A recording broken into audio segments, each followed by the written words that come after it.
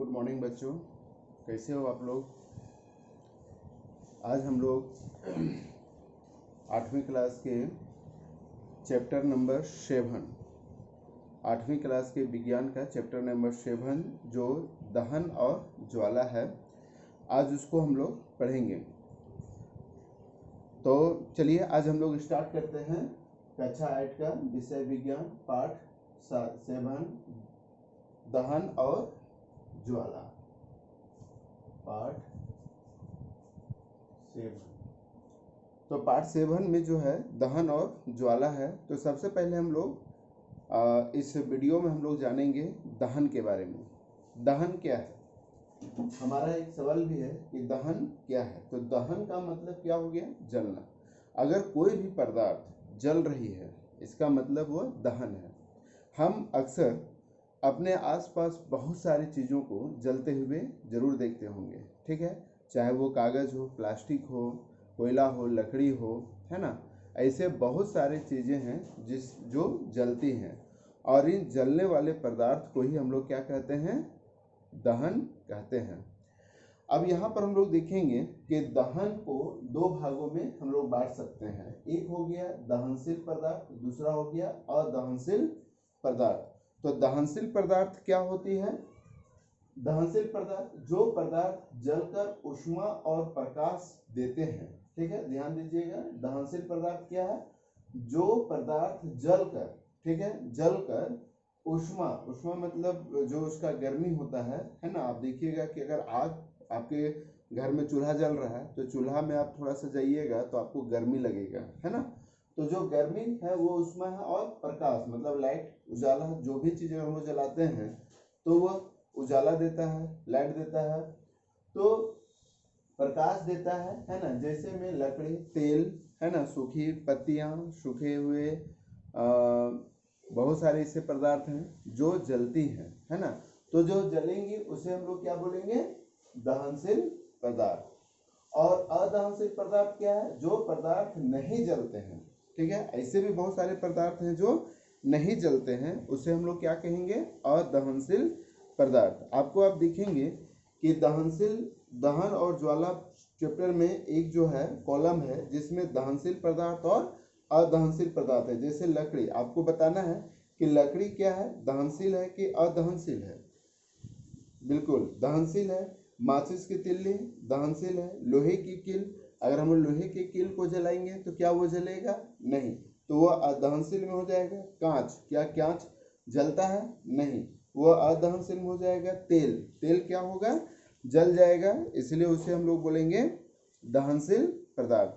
प्रायः आप देखेंगे कि दहनशील पदार्थ को ही ईंधन कहा जाता है। इसको याद रखेंगे कि दहनशील पदार्थ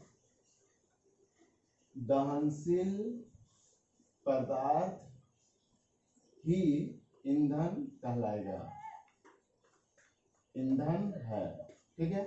यानी जितने भी दहनशील पदार्थ हैं, ठीक है, वह ईंधन के रूप, ईंधन भी कहा जाता है। दहनशील पदार्थ को हम लोग क्या कहेंगे, ईंधन कहेंगे। अब जैसे इसमें है कि आपके घर में आप देखेंगे कि लकड़ी से आप खाना पकाते हैं, कोयला से खाना पकाते हैं। हम लोग खेतों में जो बहुत सारे ऐसे खेत का जो है अपशिष्ट पदार्थ है, डंठल है या उसका पत्ता है, जिससे हम लोग विभिन्न प्रकार के खाना बनाने में यूज करते हैं, वो भी क्या है, ईंधन कहलाते हैं। सीएनजी गैस भी जलता है, गैस हो गया, पेट्रोलियम पदार्थ हो गया, पेट्रोल हो गया, डीजल हो गया, ये सभी क्या है, ईंधन कहलाते हैं, क्योंकि ये सभी जलते हैं। और जो पदार्थ नहीं जलते हैं उसे हम लोग अदहनशील पदार्थ कहते हैं। जैसे पत्थर हो गया, कांच हो गया, मिट्टी हो गया, लकड़ी का ये लोहे का कील हो गया, है ना। ऐसे बहुत सारी चीज जो नहीं जलते हैं, ठीक है, वह अदहनशील पदार्थ कहलाएंगे। अब एक चीज ध्यान देना है कि जो पानी जो होता है ना, देखिएगा कि पानी जो होता है वो गर्म हो जाता है। तो देखिए जल क्यों गर्म होता है, एक सवाल है, जल क्यों गर्म होता है। अक्सर हम लोग पानी को गर्म करते हैं तो गर्म हो जाता है, तो वह क्यों गर्म होता है। हम यहाँ पर एक छोटा सा उत्तर दिए हैं जिससे आप लोग को याद करने में, समझने में आसानी होगा। पानी में ऊष्मा संवहन विधि, अब ये उष्मा संवहन विधि द्वारा जल गर्म होता है।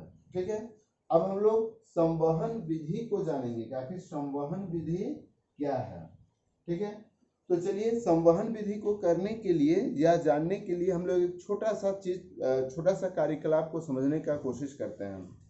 अक्सर आप देखे होंगे कि जो हल्की चीज है और भारी चीज है, मान लीजिए एक पत्थर है, ठीक है, और एक लकड़ी का सूखा हुआ लकड़ी का टुकड़ा है, तो दोनों में कौन भारी होगा? पत्थर भारी होगा। अगर हम पत्थर को पानी में डुबाएंगे तो क्या होगा? वो नीचे डूब जाएगा क्योंकि वो भारी है। और सूखी हुई लकड़ी चूंकि हल्की है वो पानी में क्या होगी? तैरने लगेगी। तो इससे यह समझ में आ जाना चाहिए कि जो भारी होता है वो जमीन के नीचे, गुरुत्वाकर्षण लोग पढ़े हैं कि गुरुत्वाकर्षण हर पदार्थ को अपने ओर खींचता है। तो आप इस तरह समझिए कि जो भारी होगा वो जमीन के साइड होगा और जो हल्का होगा वो जमीन के ऊपर साइड यानी ऊपर में होगा। ठीक है, तो जैसे ही हम लोग यहाँ पर ये चूल्हा हम लोग बनाए हुए हैं, चूल्हा के ऊपर में एक कांच का जार रखे हुए हैं, उसके ऊपर में पानी रख दिए हैं और इस चूल्हा को हम लोग जलाते हैं। जलाने के बाद इससे आग निकलती है और आग निकलने के बाद ये क्या होता है? कांच गर्म हो जाती है। जब कांच गर्म हो जाती है तो जो कांच का सटा हुआ पानी है वो भी क्या होगा? गर्म होगा। और गर्म चीज जो होती है वह ठंडा से हल्का होता है। ठीक है, अगर आप देखेंगे गर्म हवा और ठंडी हवा, तो गर्म हवा हल्की होती है और ठंडी हवा क्या होती है? भारी होती है। तो उसी तरह से पानी क्या हो गया? यहाँ गर्म हो गया। अब ये गर्म हो गया तो पानी हल्की हो गई। हल्की होने के बाद क्या होगा? ये ऊपर चला जाएगा और जो ठंडी पानी है वो क्या हो जाएगा? नीचे आ जाएगा।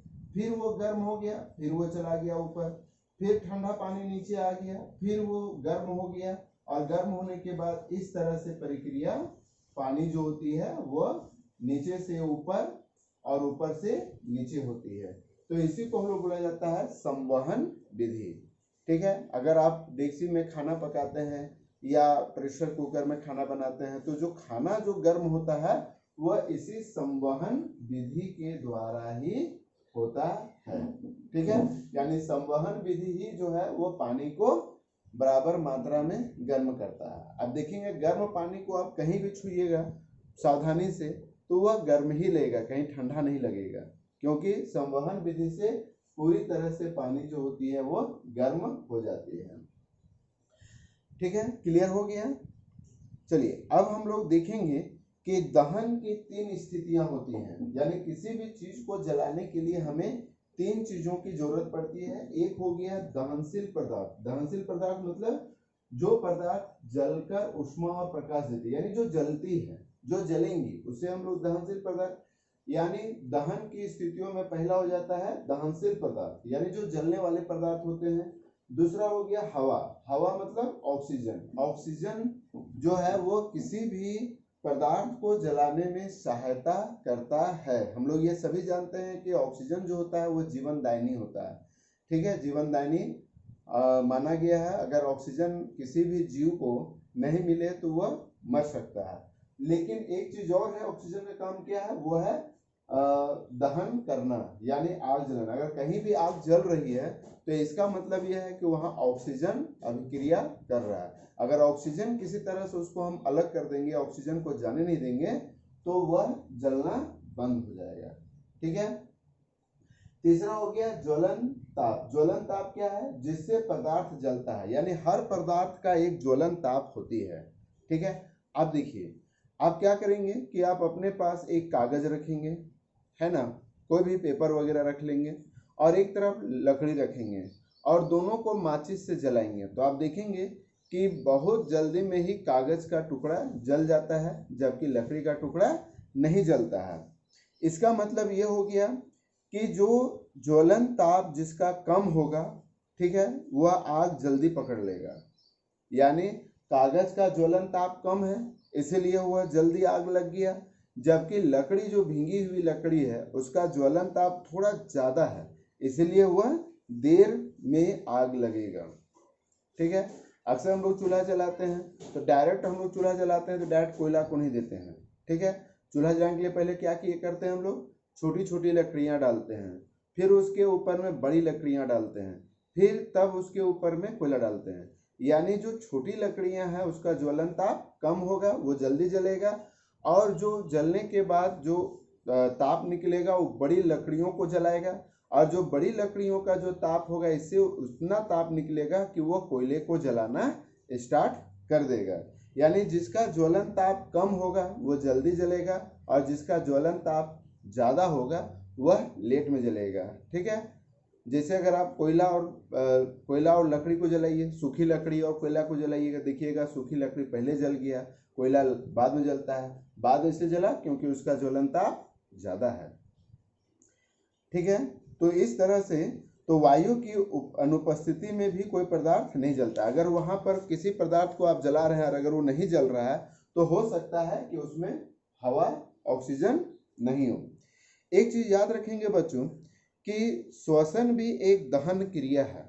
आप नाक के ऊपर में उंगली को रखिए, आप जोर से श्वास को लीजिए और जोर से श्वास को छोड़िए। तो जब आप छोड़ेंगे तो आप देखिएगा कि आपको गर्मी जैसा महसूस होगा। तो ये गर्मी क्या है, आखिर वो गर्म कैसे हुआ, तो वो ज्वलन ताप है।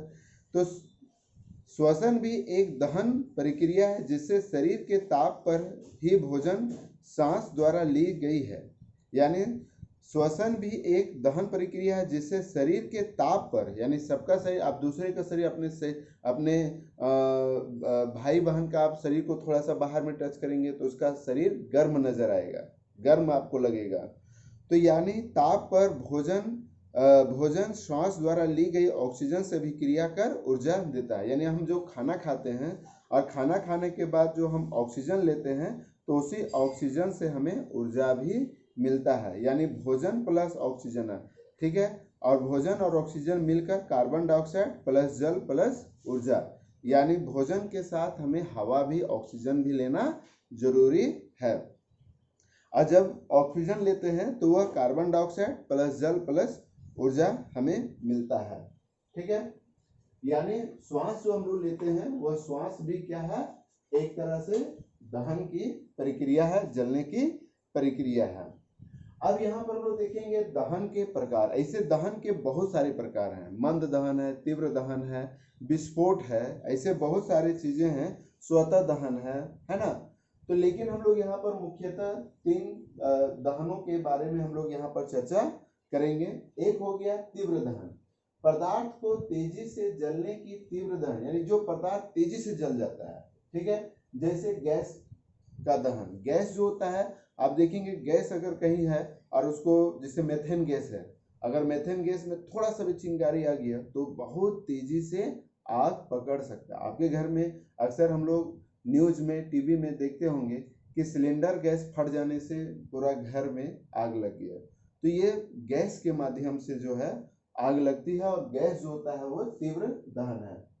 विस्फोट क्या है, जो पदार्थ अचानक अधिक गर्मी, रोशनी और आवाज के साथ जलता है। ठीक है, अचानक अधिक गर्मी देगा, रोशनी देगा और आवाज के साथ जो जलता है उसे हम लोग विस्फोट कहते हैं। जैसे पटाखा हो गया, है ना, पटाखा हम लोग जलाते हैं, जल्दी से अचानक से जलता है, बहुत अधिक गर्मी देता है, लाइट देता है। अब रात के समय जलाएंगे तो देखेंगे कि बहुत ज्यादा तेज लाइट देता है और आवाज के साथ जलता है, उसे हम लोग विस्फोट कहते हैं। जैसे पटाखा का दहन हो गया। स्वतः दहन, कुछ पदार्थ स्वयं बिना किसी ताप के कमरे के ताप पर तेजी से जलते हैं, उसे, है ना, उसे हम लोग स्वतः दहन कहते हैं। यानी कुछ ऐसे फास्फोरस हैं, है ना, जैसे श्वेत फास्फोरस, पीला फास्फोरस, ये सब ऐसे फास्फोरस हैं जो अगर आप हाथ में रख लेंगे और थोड़ा सा अगर आप धूप में ले गए तो वह जल जाएगा अपने आप, बिना किसी ताप का। यानी आप उसको माचिस भी नहीं मार रहिएगा तो भी जो है, अगर आप धूप में उसको ले गए। बहुत ऐसे जादूगर जो होते हैं वो कागज को जलाते हैं, है कि नहीं। अक्सर आपके घर गांव में आता होगा ये जादूगर, जो आपके घर से कागज को मांगता है और जला देता है, तो वो जलाने का काम फास्फोरस करता है। अक्सर एक बहुत प्रसिद्ध जादू देखे होंगे जिसमें चावल का एक काला कपड़ा रहता है और काला कपड़ा में चावल को डाल के उसको मुरही बना देता है, भुंजा बना देता है।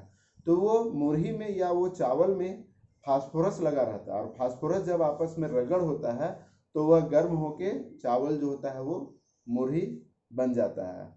अक्सर आपके घर में माचिस होगा, माचिस का आप जो ऊपर का साइड देखते होंगे, जो माचिस का जो ऊपर का जो साइड होता है जो लाल लाल होता है, या माचिस का जो तिल्ली में देखेंगे कि लाल लाल बारूद होता है, वह भी लाल फास्फोरस है। तो आप देखेंगे कि कुछ फास्फोरस रगड़ने से जलता है और कुछ फास्फोरस जो होता है माचिस को जब तक रगड़ेंगे नहीं वो नहीं जलेगा, ठीक है। और कुछ ऐसे फास्फोरस होते हैं जो स्वतः जल जाते हैं। अच्छा, एक चीज और है कि आखिर पानी डालने से आग क्यों बुझ जाती है, ठीक है। तो पानी क्या करता है, ज्वलन ताप को ठंडा कर देता है, ठीक है। यानी पानी जो होता है वो ज्वलन ताप को ठंडा कर देगा। तो अगर ज्वलन ताप इन तीनों में से, जो कि अभी हम लोग चर्चा किए थे कि पदार्थ के दहन की 3 परिस्थितियां हैं, जिसमें से एक परिस्थितियां क्या है, ज्वलन ताप। अगर ज्वलन ताप को हम ठंडा कर दें, कम कर दें, तो वह जलेगा ही नहीं, ठीक है।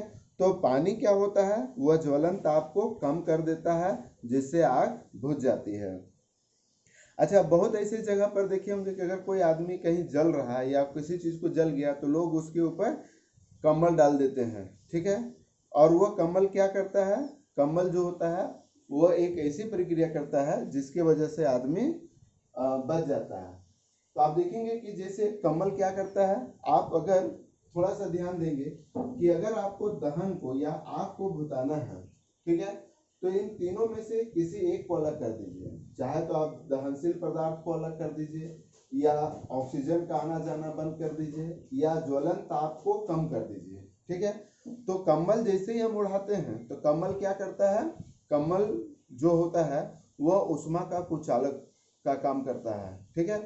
तो आप देखेंगे कि जो ऊष्मा होती है, जो ऑक्सीजन होता है, वो कम्बल के अंदर में नहीं जा पाता है, जिसकी वजह से आग जो होती है वो बुझ जाती है। इसीलिए अगर कहीं पर किन्हीं को आग लगते हुए देखेंगे तो आप मोटी चादर, जैसे आपके घर में लेदरा होगा या कम्बल होगा, तो आप उस आदमी को लपेट दीजिए, वो आग जो होता है वो स्वतः बुझ जाती है। अक्सर आप देखेंगे कि जल सबसे अच्छा आग बुझाने वाला पदार्थ है, क्योंकि जलती हुई वस्तु पर जल डालने पर वह वाष्पीकृत हो जाता है। जल ऊष्मा शोषित कर जलती हुई वायु के ताप को ज्वलन ताप से कम कर देता है, इसलिए यह पदार्थ को ठंडा कर आग बुझा देता है। परंतु तेल तथा बिजली से लगी हुई आग को पानी से नहीं बुझाना चाहिए, क्योंकि तेल अधिक ज्वलनशील है। तेल पानी से हल्का होता है, इसलिए पानी तेल के ऊपर चला जाता है और तेल ऊपर जलता है। तो अक्सर आप देखेंगे कि जो पानी जो होता है वो आग को, जैसे ये आग जल रही है, ठीक है, मान लीजिए ये लकड़ी है और इस लकड़ी पर आग जल रही है, तो जैसे हम लोग पानी डालते हैं तो पानी डालने पर आप देखेंगे कि उसमें वाष्प बन जाता है, ठीक है, भाप बनता है ना। और ये भाप क्या करता है, इस आग को चारों ओर से घेर लेता है, और जब चारों ओर से घेर लेता है तो यहाँ पर ऑक्सीजन गैस जो है वो अंदर नहीं जा पाता है, जिससे इसका ज्वलनता कम हो जाता है और यह बुझ जाती है। इसलिए अक्सर जो होता है, हम लोग अक्सर आग को बुझाने के लिए पानी का इस्तेमाल करते हैं। लेकिन खास करके जो तेल है, तेल से लगा हुआ आग है या बिजली है, तो उसमें कभी भी पानी का प्रयोग नहीं करना चाहिए, क्योंकि तेल जो होता है वह पानी से हल्का होता है। अगर आप अपने घर में अगर एक कांच का गिलास है, उसमें आप थोड़ा सा केरोसिन तेल डाल दीजिए और पानी डाल दीजिए और दोनों को अच्छी तरीके से हिला दीजिए और कुछ देर छोड़ दीजिएगा, तो आप देखेंगे कि केरोसिन तेल जो होता है वो ऊपर आ जाता है और पानी नीचे आ जाता है। अगर कहीं पर तेल से आग लगा हुआ है और वहां पर आप पानी डालेंगे तो क्या होगा, पानी नीचे आ जाएगा और तेल ऊपर आ जाएगा, और यह तेल क्या होगा, जलता रहेगा। यानी तेल से लगा हुआ आग में कभी भी पानी नहीं डालना चाहिए। दूसरी चीज है कि अक्सर बिजली का अगर कहीं तार है और अगर वहां पर आग लग गई है तो कभी भी पानी नहीं डालना चाहिए, क्योंकि पानी जो होता है वो विद्युत का सुचालक होता है। जैसे ही आप पानी डालेंगे वह बिजली पानी के माध्यम से आपके पास आ सकता है, जिससे बहुत बड़ा नुकसान हो सकता है। तो इसके लिए आप अगर मान लीजिए कि तेल या बिजली के चीज़ों में अगर आग लग गई है तो उसे हम कैसे बुझा सकते हैं, तो इसके लिए आप लोग सबसे अच्छा है अग्निशमन यंत्र। अक्सर आप रेलवे के जो है किनारे पर रेलवे में आप गए होंगे, या बस स्टैंड हो गया, है ना, या मॉल हो गया, बहुत सारे फैक्ट्रियों में जो होता है यह अग्नि, हमारे स्कूल में भी अग्निशमन यंत्र है। और यह अग्निशमन यंत्र क्या करता है, तो यह बिजली उपकरण और पेट्रोल जैसे ज्वलनशील पदार्थ में लगी आग को बुझाने के लिए कार्बन डाइऑक्साइड एक अच्छा अग्निशामक है। ठीक है, यानी अग्निशामक में कार्बन डाइऑक्साइड का प्रयोग किया जाता है, क्योंकि कार्बन डाइऑक्साइड जो होता है वो ऑक्सीजन को अंदर आने नहीं देता है। कार्बन डाइऑक्साइड ऑक्सीजन से भारी होता है। देखिए कार्बन डाइऑक्साइड, अब जैसे कि यहाँ पर कोई चीज आग लग गया है, ठीक है, ध्यान देना है कि अगर मान लीजिए कि यह लकड़ी है या कोई भी चीज है, यहाँ आग लग गई है, ठीक है, तो क्या होता है कि यहाँ पर चूंकि ऑक्सीजन जो है वो जा रही है, अभी हम लोग कुछ देर पहले पढ़े कि ऑक्सीजन जो होता है वो किसी भी पदार्थ को जलाने में सहायता करता है, तो ये ऑक्सीजन जा रहा है तभी ये आग जल रही है। ठीक है, अब क्या होता है कि CO2 जो होता है यानी कार्बन डाइऑक्साइड, ये क्या होता है, भारी होता है। कार्बन डाइऑक्साइड भारी होता है और ऑक्सीजन क्या होता है, वो हल्का होता है। ठीक है, अब जाहिर सी बात है कि जो हल्का होगा वह ऊपर चला जाएगा और जो भारी होगा वो नीचे आ जाएगा। ठीक है, अब जैसे ही हम लोग कार्बन डाइऑक्साइड को डालेंगे, क्योंकि यहाँ ऑक्सीजन तो है इसलिए जल रहा है, जैसे ही हम लोग कार्बन डाइऑक्साइड के पदार्थ को डालेंगे तो वह कार्बन डाइऑक्साइड कहाँ जाएगा, नीचे, यानी आग के नीचे आ जाएगा, और ऑक्सीजन गैस क्या हो जाएगा, वो ऊपर चला जाएगा।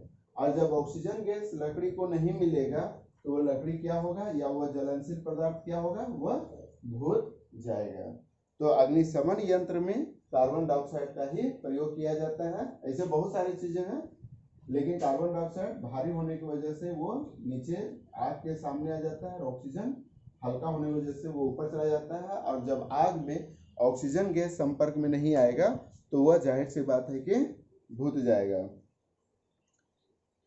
क्या आपने पेट्रोल पंप या अन्य जगहों पर लाल रंग का सिलेंडर देखा है? इससे कार्बन डाइऑक्साइड अधिक दाब पर भारी होता है। जब सिलेंडर से गैस को छोड़ा जाता है तो कार्बन डाइऑक्साइड बहुत अधिक फैलती है और ठंडी हो जाती है। यह ईंधन के ताप को भी कम करती है। अधिक मात्रा में कार्बन डाइऑक्साइड प्राप्त करने का दूसरा तरीका है खाने वाला सोडा, यानी सोडियम बाइकार्बोनेट। जो खाने वाला सोडा है उससे भी को सल्फ्यूरिक अम्ल से भी क्रिया कराकर CO2 प्राप्त कर सकते हैं। जो खाने वाला सोडा है, और अगर उस खाने वाला सोडा में हम लोग सल्फ्यूरिक अम्ल मिला देंगे तो वो कार्बन डाइऑक्साइड बन जाएगा। तो इसे सोडा अम्ल अग्निशमक कहते हैं। ये इस टाइप का होता है, आप लोग अक्सर देखे होंगे, है ना। तो इस तरह से हम लोग जो है दहन के बारे में आज हम लोग पढ़ लिए। अगला नेक्स्ट जो वीडियो होगा इसी का जो है दहन और ज्वाला का दूसरा वीडियो हम लोग लाएंगे जो ज्वाला कहलाएगा।